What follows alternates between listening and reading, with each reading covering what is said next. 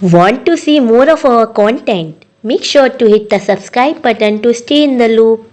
आपका पत्र मिला कार्यक्रम में आप सभी श्रोताओं का बहुत बहुत स्वागत है। मैं हूं अनिल भारती और मेरे साथ हैं कल्पना जी। कल्पना जी, आपको बहुत बहुत नमस्कार। नमस्कार भारती जी, और कार्यक्रम सुन रहे सभी श्रोताओं को मेरी ओर से भी नमस्कार।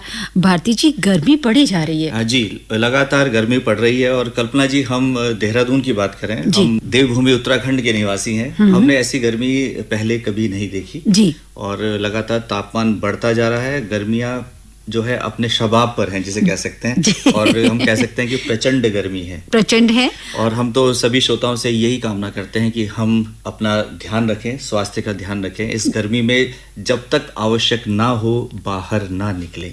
चारधाम यात्रा चल रही है और व्यवस्थाएं सरकार द्वारा पूरी की गई हैं, लेकिन रजिस्ट्रेशन के बाद ही आप आने की हिम्मत करें, क्योंकि अन्यथा आपको दिक्कतें हो सकती हैं। लगातार हम कार्यक्रमों के माध्यम से आपको बता रहे हैं, लेकिन स्वास्थ्य का विशेष तौर पर ध्यान रखें और रेडियो सुनते रहें। हमारे कार्यक्रम आप लगातार सुन रहे हैं और ये इस बात का सबूत तो हमें लगातार आप भेज ही रहे हैं। लगातार हमें खत, हम आपके संदेश हमें मिल रहे हैं। आप कार्यक्रमों की प्रशंसा कर रहे हैं, लेकिन आज देखते हैं कि आज आपने क्या लिखा है। पहला खत किसका है? ये पहला मैसेज हमारे श्रोता लिखते हैं, आप हैं जिला मुरादाबाद दुल्लापुर पट्टी जाट से ही। मोहम्मद फरमान, मोहम्मद सलमान, मोहम्मद गुलफान, मोहम्मद इरफान, मोहम्मद इसरार और नरगिस खातून लिखते हैं कि 24 मई से लेकर 31 मई तक के सभी प्रोग्राम हमें बेहद पसंद आए, जिनमें एक कलाकार कार्यक्रम 24 तारीख को प्रस्तुत किया गया, जिसमें राजेश रोशन के बारे में जानकारी दी गई, हमें बहुत अच्छा लगा। 25 तारीख को नमस्कार देहरादून कार्यक्रम लगा अच्छा, और उसी दिन को व्हाट्सएप फरमाइश प्रोग्राम भी हमें बहुत अच्छा लगा। 26 तारीख को नमस्कार देहरादून कार्यक्रम माधुरी दानू द्वारा प्रस्तुत किया गया, अच्छा लगा। 27 तारीख को नमस्कार देहरादून भारती मैडम ने प्रस्तुत किया। 27 तारीख को एक कलाकार कार्यक्रम भी हमने सुना, हमें पसंद आया। और साथ ही लिखते हैं कि 27 तारीख को डॉक्टर मंजू जी की हमने वार्ता सुनी रात को 8 बजे, वो हमें बहुत अच्छी लगी। 28 तारीख को नमस्कार देहरादून कार्यक्रम संगीता मैडम ने प्रस्तुत किया, बहुत अच्छा लगा। और लिखते हैं कि उसी दिन का व्हाट्सएप फरमाइश प्रोग्राम भी पसंद आया। 29 तारीख को नमस्कार देहरादून पुलिस सर ने प्रस्तुत किया, अच्छा लगा। 30 तारीख को नमस्कार देहरादून कार्यक्रम फिर से हमें पसंद आया। लिखते हैं कि उसी दिन सैनिकों के लिए प्रोग्राम हमें अच्छा लगा, सुनकर मन बहुत खुश हुआ। और लिखते हैं कि 31 तारीख को नमस्कार देहरादून कार्यक्रम प्रियंका मैम ने प्रस्तुत किया, हमें अच्छा लगा। जी, आपको हमारे सभी कार्यक्रम अच्छे लग रहे हैं और खास तौर पर आपने जिक्र किया है नमस्कार देहरादून का, तो हमें बहुत अच्छा लग रहा है। और सभी प्रस्तुतकर्ताओं तक आपकी जो ये प्रशंसा है, आपकी तारीफ पहुंच रही है जी, और वो दूने उत्साह के साथ इस कार्यक्रम को आगे भी प्रस्तुत करेंगे। आप इस कार्यक्रम के साथ अपना स्नेह, अपना प्रेम यूं ही बनाए रखें और हमारे जो अन्य कार्यक्रम हैं उनको भी सुने। उनमें भी बहुत कुछ अच्छी बातें हैं जो आपके लिए बेहतर साबित हो सकती हैं जी। खासतौर से हम विशेष श्रोता वर्ग के जो कार्यक्रम हैं, महिला जगत हो गया, चाहे वो किसानों का कार्यक्रम है, कृषि जगत, युवाणी कार्यक्रम भी बेहतर कार्यक्रम है, क्योंकि उसमें युवा जोश से भरकर उत्साह में आकर अपने कार्यक्रम प्रस्तुत करते हैं। उन कार्यक्रमों में भी बहुत कुछ है, वार्ताएं, कहानी, भेंट वार्ताएं, परिचर्चा, और एक विशेष कार्यक्रम जो हमारे केंद्र से प्रसारित होता है, क्योंकि वो लोकल डायलेक्ट का कार्यक्रम है, जिसे हम गढ़वाली, कुमाऊनी और जौनसारी बोली में प्रस्तुत करते हैं, ग्राम जगत। उसको भी आप सुने। उसके मध्य हम गढ़वाली में समाचार भी प्रस्तुत करते हैं कल्पना जी। तो अगर आंचलिक बोली के कार्यक्रमों में आपको रुचि है तो उन कार्यक्रमों को भी आप सुन सकते हैं। उनके विषय में भी जो आपकी राय बनती है हम तक जरूर लिखकर भेजें। जी भारती जी, इन्होंने शिकायत लिखी है, वो आपसे नहीं बल्कि श्रोताओं से है। लिखते हैं कि फरमाइशी प्रोग्राम में व्हाट्सएप फरमाइश हो या आपकी फरमाइश, सभी लोग 2, 3, 4 मैसेज डालते हैं शामिल होने के लिए और उसे सुनते नहीं हैं, और मैसेज डाल देते हैं और ग्रुप में देखे जाते हैं। ऐसा ना करें, मैसेज भेजें। प्रोग्राम सुनने के बाद ग्रुप में भी मैं भी हूँ, पर प्रोग्राम जरूर सुनता हूँ। ऐसा नहीं कि लिस्ट में देखता हूँ, ऐसा नहीं है कि प्रोग्राम से मैं बराबर जुड़ा रहता हूँ। बिल्कुल सही बात है, और हम इस पर पिछले कार्यक्रम में भी चर्चा कर चुके हैं जी। आपकी बात आप तक सीधे सीधे पहुंच रही है और श्रोता इस बात का ध्यान रखेंगे, ऐसी हमें उम्मीद है। आपका बहुत बहुत आभार कि आपने एक बहुत महत्वपूर्ण बात पर हम लोगों का और तमाम श्रोताओं का ध्यान आकृष्ट किया है जी। इसी तरह से आपके अमूल्य विचार हमें मिलते रहेंगे। कार्यक्रमों के बारे में भी जो आपकी राय बनती है वो भी हमें अवश्य लिख कर भेजें।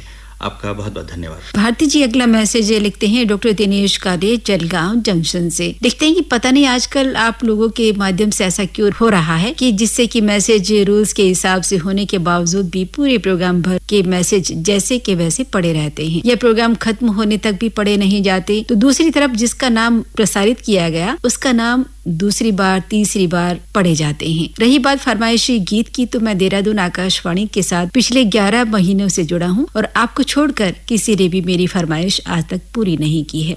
क्या आप सब पहले से ही गीत शेड्यूल करके रखते हैं? नहीं, ऐसा बिल्कुल भी नहीं है। गीत श्रोताओं के पसंद के आधार पर ही प्रसारित किए जाते हैं। हाँ, ये बात और है कि अधिकांश श्रोता ये लिखकर भेजते हैं कि किसी भी गीत में हमारा नाम पढ़ दिया जाए जी। और कल्पना जी का तो आपको धन्यवाद करना ही चाहिए कि वो आपके नाम शामिल कर रही हैं, लेकिन अन्य क्यों नहीं कर रहे हैं, ये शोध का विषय है हमारे लिए। और हम कोशिश करेंगे जानने की कि ऐसा क्यों है कि अन्य जो हमारे प्रस्तुतकर्ता हैं वो आपका नाम क्यों शामिल नहीं करते हैं। जी। आप हमारे कार्यक्रमों से जुड़े हैं 11 महीनों से, तो आपने हमारे कार्यक्रमों में सुधार देखा होगा और जो भी राय आपकी बनती है, केवल आपकी फरमाइश ही नहीं, अन्य कार्यक्रमों के बारे में भी हमें अवश्य लिखकर भेजें और निश्चित तौर पर अन्य प्रस्तुतकर्ता भी आपका नाम जरूर शामिल करेंगे आपकी फरमाइश कार्यक्रम में। इतना हम आपसे वादा करते हैं जी। आपका बहुत बहुत आभार, धन्यवाद। ये अगला मैसेज लिखते हैं खरसावा झारखंड से हैं सुकरा नायक। लिखते हैं कि आपके यहाँ से प्रसारित सभी कार्यक्रम हमें बहुत अच्छे लगते हैं। मैंने आपके केंद्र द्वारा प्रसारित व्हाट्सएप पर आधारित फरमाइशी कार्यक्रम 25 मई को, जिसमें मैंने संदेश भेजा था 2 बार, 26 मई को 2 बार, लेकिन शामिल नहीं किया गया। लिखते हैं कि 28 तारीख को संदेश मेरा भेजा गया, फिर भी शामिल नहीं हुआ। आपके केंद्र द्वारा प्रस्तुत व्हाट्सएप फरमाइश कार्यक्रम सुनकर मुझे बहुत अच्छा लगता है, पर आपके इस कार्यक्रम में रोज कार्यक्रम में संदेश शामिल नहीं होते तो मुझे अच्छा नहीं लगता। लिखते हैं कि आप या तो 2 दिन छोड़कर मेरे मैसेज को शामिल कर सकते हैं और ऐसा होना भी चाहिए। ऐसे में सभी श्रोताओं के संदेश शामिल हो सकेंगे। जी, ऐसा प्रयास किया जाता है और आगे किया जाएगा, इस बात का ध्यान रखा जाएगा। और हम तो ये कहते हैं कि यदि सप्ताह में भी एक बार आपका नाम शामिल होता है तो बड़ी बात है। हम कोशिश करेंगे कि हम कोई ऐसा सिस्टम डेवलप करें जिससे कि सभी श्रोताओं के नाम शामिल हो पाएं।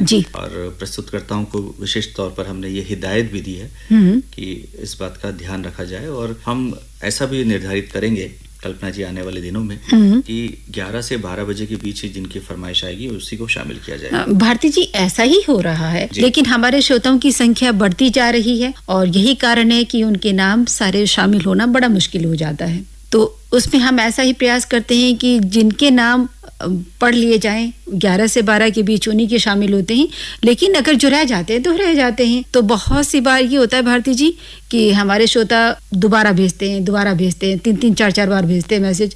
जब आप उन मैसेज को देखोगे तो निश्चित ही आपको लगेगा कि आपके मैसेज पढ़े नहीं गए हैं। तो यही कारण है कि उनको इस तरह का भ्रम रहता है कि हमारे मैसेज कार्यक्रम में शामिल नहीं हुए, जबकि वो शामिल हो चुके होते हैं। तो इस बात का खास तौर से ध्यान रखें कि जब आप हमें मैसेज कर रहे हैं तो कृपया कार्यक्रम सुनना ना भूलें। जी, बिल्कुल सही कहा आपने। आप पत्र के लिए बहुत बहुत धन्यवाद। और ये अगला मैसेज हमारे श्रोता लिखते हैं विरमगाम जंक्शन से हैं अजीत कुमार, राजेश कुमार, राकेश कुमार, भावेश कुमार और साथ में इनके परिवार वाले। लिखते हैं कि आपके केंद्र से सुबह 11 बजे जो प्रोग्राम व्हाट्सएप फरमाइश आता है, इसमें हर दिन फरमाइश भेजता हूं, पर बार बार भेजना अच्छा नहीं लगता, फिर भी दोबारा भेजे तो आप शामिल करते हैं। लिखते हैं ये प्रोग्राम 11 बजे होता है और 11 बजे के बाद आप उसमें फरमाइशी नामों को शामिल किया जाए जो 11 बजे के बाद मिलते हैं, लेकिन कुछ आरजे सुबह आई मैसेज ही शामिल कर लेते हैं। अगर ऐसा करते हैं तो ठीक नहीं है। आप से विनती है कि प्रोग्राम में 11 बजे से पहले आए मैसेज को शामिल ना करें। लिखते हैं आप एक श्रोता के ही मैसेज 3-3 शहर से अलग अलग नाम से होते हैं, वो शामिल किए जाते हैं, जो कि अच्छी बात नहीं है। आपसे निवेदन है कि एक नंबर से आए एक ही शहर से नाम शामिल करें। अगर एक मैसेज में 3-3 शहर वाले मैसेज नहीं शामिल किए जाएं तो ऐसा नहीं होगा। कोई हम निर्धारित नहीं कर सकते कि इस समय से और इसके बीच में जो भी फरमाइशें आती हैं उनको शामिल करने का प्रयास किया जाता है। कोई नाराज ना हो, कोई असंतुष्ट ना हो, इस बात का ध्यान रखा जाएगा। और हाँ, हम तमाम श्रोताओं से ये गुजारिश करेंगे कि वो इस बात का ध्यान अवश्य रखें कि हमारे बहुत सारे ग्रुप्स होते हैं, उनमें हम शामिल होते हैं। जी। तो क्या होता है कि हर किसी के साथ नाम जोड़ दिए जाते हैं, ऐसा ना करें। 3 या 4 नाम शामिल करें और जहां से आप हैं वहीं से। जी। ये नहीं किसी और श्रोता का, वो आपका मित्र है तो उसका नाम भी आपने जोड़ दिया।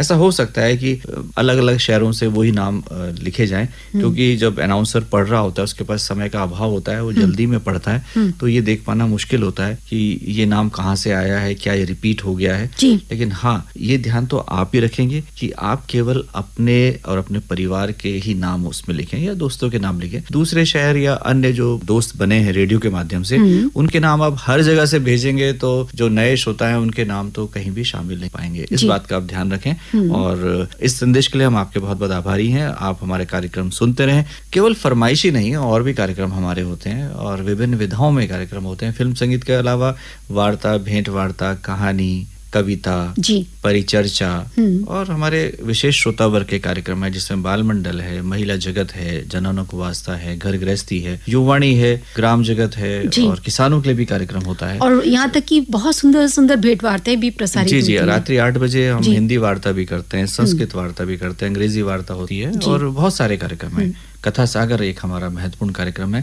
तो केवल फिल्म संगीत के कार्यक्रमों तक आप सीमित रह जाएंगे तो ये अच्छी बात नहीं है, क्योंकि एक इतना बड़ा कैनवास है। सुबह से शाम तक हम 17 घंटे 15 मिनट का प्रसारण करते हैं। उसमें समाचार भी होते हैं, समाचारों से जुड़े कार्यक्रम भी होते हैं जो आपके लिए महत्वपूर्ण साबित हो सकते हैं। और विशेष श्रोता वर्ग के कार्यक्रम में आप अपनी रुचि के कार्यक्रम सुन सकते हैं। यदि आप गढ़वाल के प्रवासी हैं तो आपके लिए तो और भी अच्छी बात है कि आप गढ़वाली कार्यक्रम में रुचि ले सकते हैं। महिलाओं के कार्यक्रम है, किसानों के लिए है, तमाम नवीन जानकारियां आपके लिए दी जाती हैं।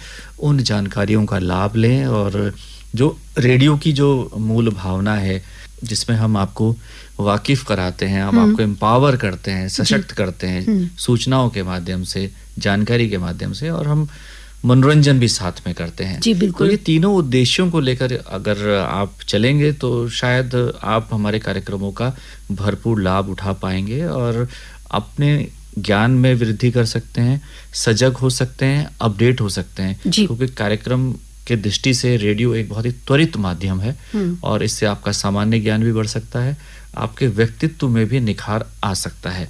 तो इन बातों को ध्यान में रखकर फिल्म संगीत से भी इतर कुछ सुनने का प्रयास करें। जी, भारती जी, अब कार्यक्रम का समय समाप्त हो रहा है, तो चलते चलते श्रोताओं को पता बता दें। हमारे श्रोता पता नोट करें। आपका पत्र मिला द्वारा केंद्र निदेशक आकाशवाणी देहरादून, पिन है 248001।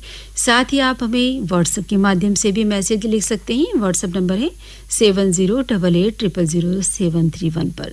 और कार्यक्रम संपन्न करने की अनिल भारती और कल्पना पंकज को दीजिए अनुमति। नमस्कार।